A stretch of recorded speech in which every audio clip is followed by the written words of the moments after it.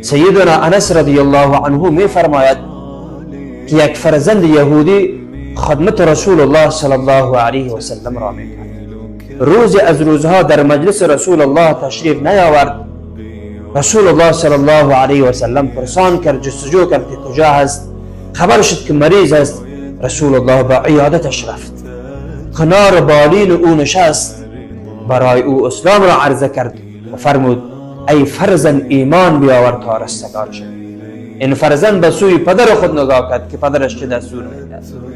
پدرش وقتی دید که رسول الله با دلسوزی با شفقت و مهربانی آمده است و از او با اخلاق زیبا درخواست میکند که ایمان بیاورد، پس پی برد که یک انسان خیلی شفیق و مهربان و رحیم است. اینجا پدرش گفت اطع ابوالقاسم صلی الله علیه و سلم، ای فرزندم از ابوالقاسم یعنی محمد رسول الله اطاعت کن. فاسلم، ایمان آورد و لا اله الا الله محمد رسول الله را به زبان آورد. رسول الله صلی الله علیه و سلم از خانه یهودی بیرون شد و با خوشحالی فرمودند الحمد لله الذي انقذه من النار.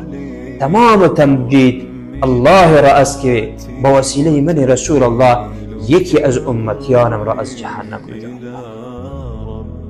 امروز امت رسول الله صلی الله علیه و سلم سیرت زیبای رسول الله را فراموش کرده است و دنبال روی سیرت رسول الله را ترک کرده است.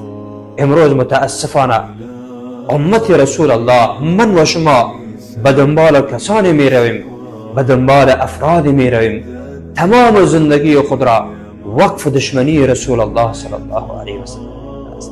تمام استعداد خود را برای تخریب دین رسول الله صلی الله علیه و سلم مصرف می‌کنند. پس ای برادر مسلمان، ای آن کسی که امت رسول الله صلی الله علیه و سلم هستی، بیدار شو، به دنبال رسول الله صلی الله علیه و سلم برویم که شب و روز خود را به خاطر هدایت من و تو صرف کرده است و به خاطر دعوت من و تو از هیچ جان نثاری و از هیچ جان فدایی دریغ